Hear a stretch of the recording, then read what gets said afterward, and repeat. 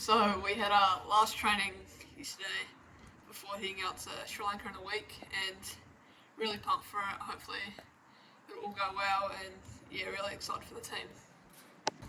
What do you reckon the boys are most excited about for the trip? Probably just the trip in general, like going to a new country. Some of the boys haven't even been overseas before, like Fergie. He's just first flight overseas. I think he'll be pretty excited just seeing different cultures. So yeah. Have any of the boys been to Sri Lanka before? Yeah, two of the boys in our team, Oscar and Harry, they've been to Sri Lanka before, but the rest of the team, it's a whole new experience, and hopefully it'll be a good time for them to travel around the world and have a good time. What do you think will be the main challenges about the tour?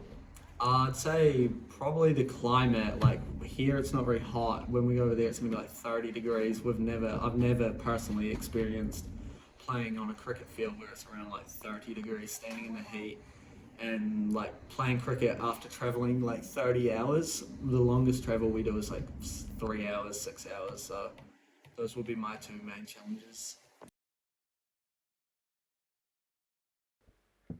With an early start, the travelling party of 26 met at Queenstown Airport at 5:30 am. This was the start of a more than 24-hour travel day. This day consisted of 3 flights, with the longest being Auckland to Singapore, lasting a huge 12 hours.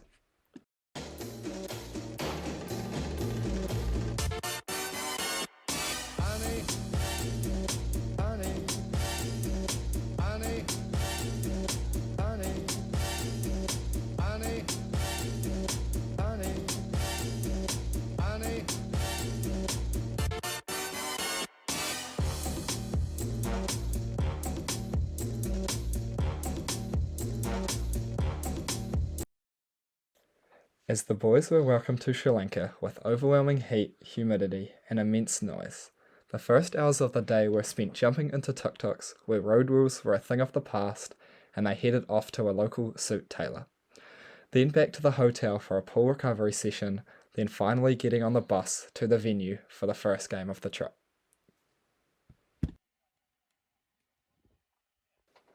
Before the game, the team had a hit out in the middle against some of the local spinners, which proved very challenging, but it was a great way to start to get acclimatised to the pitches and the heat. We have Oscar Puller wearing a GoPro and a mic to see what the session was like.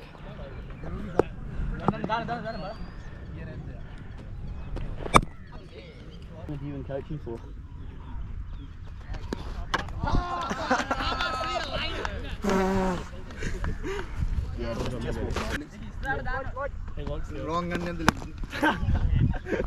Here you go.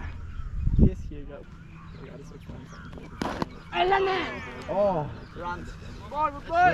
No pictures on a scorecard. Oh, mate, I like it. Really good. You pull it wrong.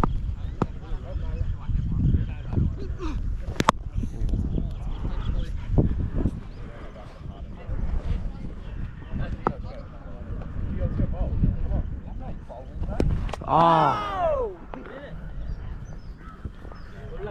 Bro, that spun so much. After the session in the middle, the first game then followed, which was a T20 match versus Dumaisnog College. This game was a tough loss, but with the conditions and previous travel day, the odds were stacked against the boys. However, some highlights from the game were Angus O'Neill with 30 runs and Oscar Puller's off-spin taking 2 wickets.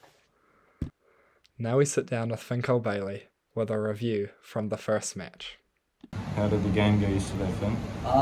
It went alright considering we lost. I think it was just a big challenge for the boys because we weren't so used to the hot climate. Like we went out there, me personally, and I think most all of us have never fielded in 40 degrees, and like bowling at 40 degrees, it was very difficult. Like I bowled 2 overs and I was standing in fine leg and I thought I was going to pass out. So it went well because now I think we're a bit more acclimatized to the climate, and it was a good learning curve.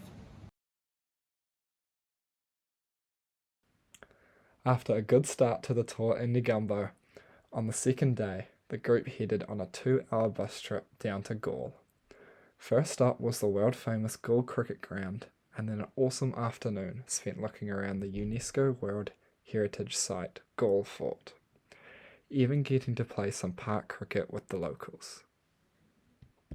Now we hear from Captain Mason Clark about his tour so far. What's been your favourite moment of Sri Lanka so far? I think by far the foundation of goodness. For our second game, we got 16 underprivileged children who came to the ground, and they were quite young, probably 6 to 12 years old. They were really good at cricket actually, but they didn't speak a lot of English. We ran through drills with 4 groups of them, and just taught them some basic skills, and I think it was really cool to see our boys learning how to interact with people who might not speak much English, but yeah, ultimately seeing the smiles on their faces and the laughter we brought them was a highlight I think we'll cherish for a long time.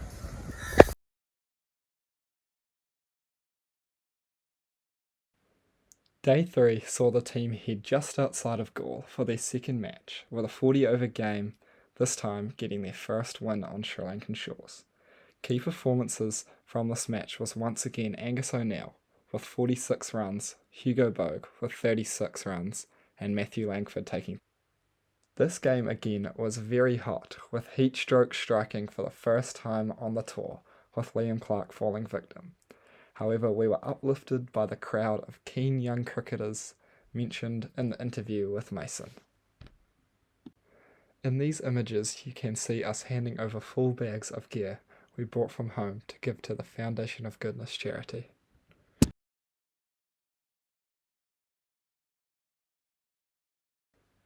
Day 4 we had a 3-hour drive to a safari in Udawalawa National Park. In the park we got in some old jeeps for a drive through some great forest area, seeing the likes of elephants, water buffaloes and Angus O'Neill.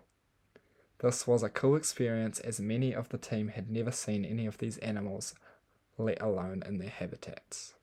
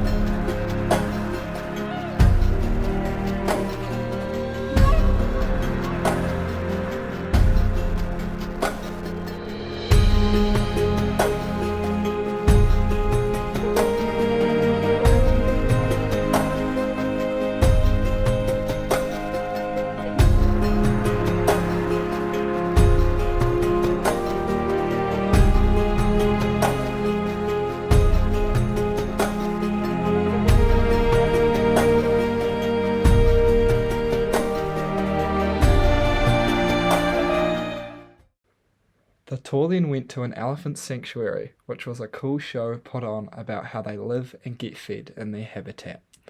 Outside of the sanctuary we saw a little local boy, and Mason and Harry had a small cricket session with him, after which Mason gifted him a bat which he was so happy about.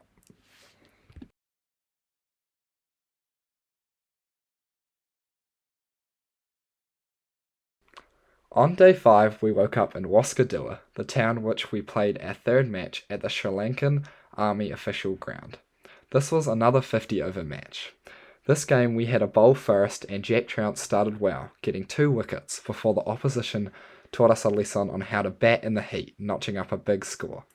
Our batting innings was very decent in reply, with runs from the top order and a standout of Oscar Puller amounting 46 runs in a loss. Day 6 was the trip up to the capital and the biggest city, Colombo, where we had a welcoming ceremony at an awesome hotel and then had a swim on the rooftop pool.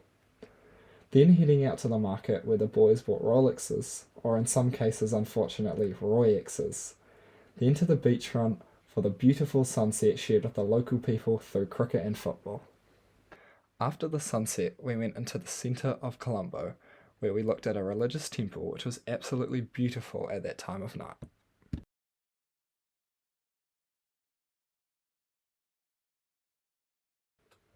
Game 4 was at an ex-Test ground Sara Stadium.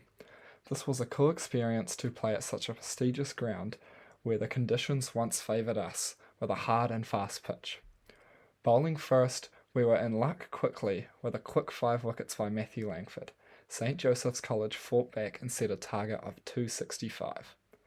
We started strong with a good opening partnership of Mason 60 runs and Angus 40 runs, with St Joseph's clawing back the advantage. With the game almost gone, Hugo Bogue came to the crease and hit a blistering 85 runs in half the amount of balls, taking it right down to the wire, where we unfortunately had a loss by just 5 runs.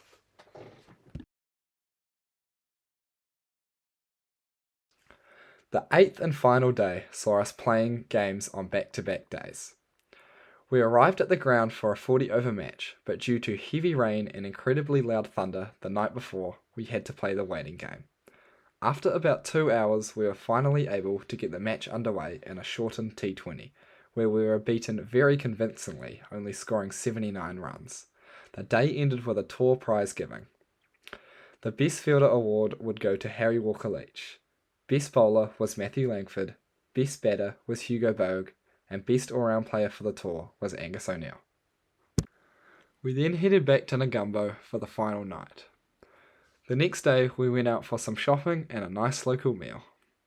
That night was Anthony's birthday, so we had a great last dinner and a swim in the ocean to cap off the tour before catching our 1 AM flight to Singapore for a tired but fun 13-hour stopover. We now sit down with one of the coaches, Matt Hollier, to hear about his... What was the travel day back to New Zealand like? Yeah, it was a pretty tough day. I mean, we're all pretty tired after the tour anyway, and then logistically we had to get all packed up and get through extra security because the president of Iran was leaving the country from Sri Lanka the same day, the same airport, so there's super extra security at the airport. Then when we finally got to the gate, through all that stuff, we were delayed by about an hour and a half before we left, and so I think it was about like 1:30 in the morning before we left Colombo, and then when we did pretty short flights, only 4 hours to Sri Lanka, to Singapore rather, and then we get there and it's 8 o'clock in the morning, we've got to all try and stay awake for 12 hours to then do the flight back to New Zealand. So it was quite cool though. We made a plan and went out and went to the water park at Sentosa and got some food and got a walk around and saw a little bit of the sights of Sri Lanka, but basically kept everybody in the water and the sun for a day so we could stay awake and then be tired enough to get on the plane at the end of the day. What was the biggest challenges for the coaching group? Look, on the game days and being at the ground and playing cricket when it's so hot is pretty tricky, and the boys did really well sticking at it. But there's a lot of logistics to try and keep everybody organised with, and that was probably the biggest challenge. We need to make sure we had enough water you could drink, try and have some ice packs and ways to keep people cool, and just dealing with that sort of stuff in a foreign country. Some places had good supplies of other sort of stuff, other places we had to sort of duck away and get things. So just that sort of logistical stuff on the day. But the boys were great because they helped out, and everybody sort of mucked in to make it all work. And that was probably the toughest part. And then just a couple of days when there was injuries or sickness, then it was a little bit tricky making sure we had 11 players that could still be out on the field to actually field the cricket team. But it all worked out really well in the end. What was something that made you proud of the boys? Look, I think the Foundation of Goodness Day was the day that made me really proud of all the Walker High School boys, because they just got stuck in and did a really good job of looking after these kids that were, so excited to be there and were enjoying their day. And we couldn't prep them, we didn't know exactly what was going to go on. So the fact they stood up and just got on with stuff, and it was hot and it was kind of a random place in the middle of the bush, and the boys just left a really nice, good impression with everybody they interacted with. So that was the most proud moment, I think, for the whole tour. What do you hope the boys got out of the tour? Like, I really hope that the memories that they've got are going to stick around for a long time. It's pretty cool playing sport, representing your school. It's even more fun when you've got a bunch of mates that you actually play with, and I know these guys, basically everybody gets on really well. And to go to an international destination like Sri Lanka, most of the boys had never been to Southeast Asia, let alone Sri Lanka. It was the first time overseas for at least one of the boys. So just having life experiences and having that sort of stuff, you can appreciate how lucky we are to be and come from New Zealand and the wonderful lifestyle we get here, and see how different it is in other parts of the world. That's what I really hope, just a sort of eye-opened and respect and understanding for how good life is here and how tough it is for other people. It's, I think, part of growing up and a good way to learn about the challenges in life and what's ahead. And I think they learned a bit about the cricket and had some fun out in the streets, doing some bartering and buying t-shirts and having some food and getting some experiences that are pretty cool. So hopefully they last a long time in their memories and a fond part of their Wakatipu High School and their cricket playing time.